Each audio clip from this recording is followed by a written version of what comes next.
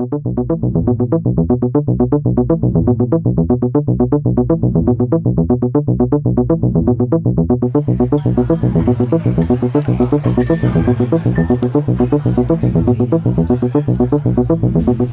card. Who are you? I'm Lauren. Where are you from? Oh, I am from New York a long time ago, but now, I don't know, are we allowed to say that we're from Paris if we've been here for most of our adult life? I'll never be a Parisienne, but, you know, I like to say I'm from Paris. What is the opposite of you? Oh, Donald Trump.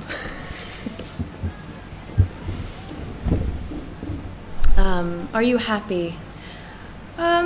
I could be happier. I'm feeling very worried and concerned, and I don't know, I sort of live in a state of anxiety at the moment. But à la base, I think behind all of that kind of innate concern for, I don't know, where what's happening, where we're going, I think I'm generally optimistic and sort of happy-go-lucky. So, you know, in general, yes, but specifically now, not so much. What does happiness mean? Well, in the sense that I just gave it, I suppose it's a kind of state of mind and attitude towards the world and what can happen in the local sense, in the immediate sense. In January 2017, no, I would say by that definition I feel very concerned. But if we think of it as a kind of state of being, then happiness, you know, is something that we can be permanently, and it can be ruffled but never really goes away. What is now most important to you?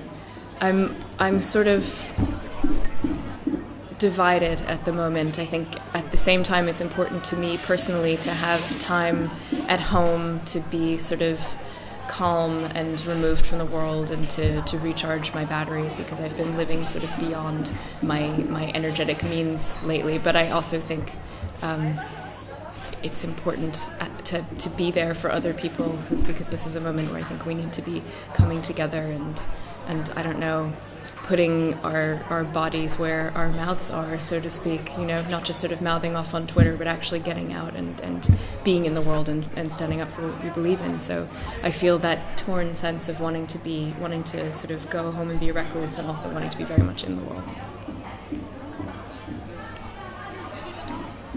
Are you where you want to be? Right now, just this moment, I'm exactly where I want to be. What have you learned about yourself today? I learned that I'm very bad with FaceTime, and that even though I might think I'm extremely, you know, sort of technologically adept in a lot of ways, in some ways I'm just a creature of the 20th century and I'm just never going to adapt.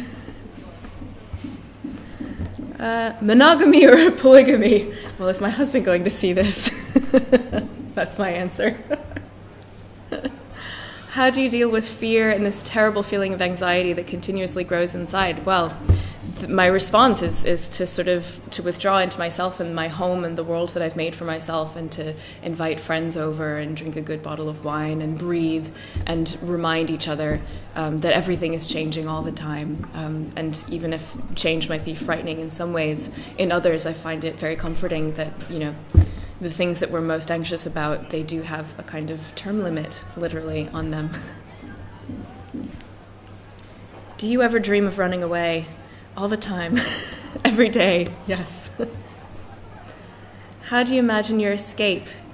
I suppose as a lover of walking, I would say on foot. Do you have new dreams?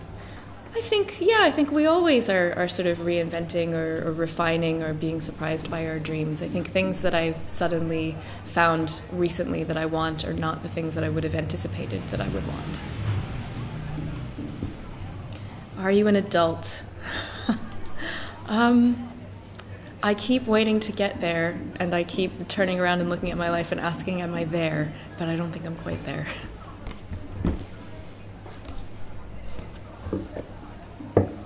What is love to you? Oh boy, it's so multiple. It's hard to put just one definition to it. I think it can be calm and I don't know, a feeling of like womb-like security.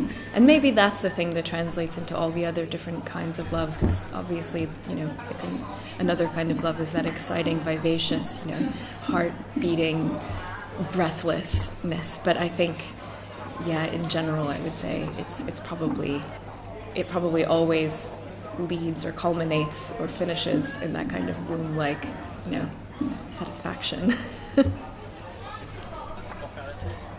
What is the most serious thing that has changed apart from your body? I think I feel a bit more disillusioned. That's probably a normal sort of effect of aging. But I've lost people and I've lost beings that were very dear to me recently, and I've lost a little faith in my country. And so, I would say I've probably lost some of my illusions recently. Top or bottom? I would say both. It depends. The biggest lesson I have learned so far. Well, I think it's sort of what I was saying before about, the importance of change and being at peace with things being always, even if it's on an imperceptible level, always in a state of change and modification and metamorphosis. I find that very reassuring. Do you ever ask yourself the question of the meaning of life, and did you find an answer? I don't ask myself that question anymore since I read Virginia Woolf's novel Mrs. Dalloway when I was at university. I used to feel full of anxiety and existential angst, like what is it all for? What are we doing here? But the end of the novel where Mrs. Dalloway has sort of retreated from her party and she's upstairs and she looks out the window and she sees an old woman across the way just going to sleep, and Mrs. Dalloway suddenly feels like everything is all right, everything is going to be fine, it is how it's supposed to be, life is cyclical, I'm aging, but that's, this is what we do, we age, fear not the heat of the sun. What's next? I think we drink.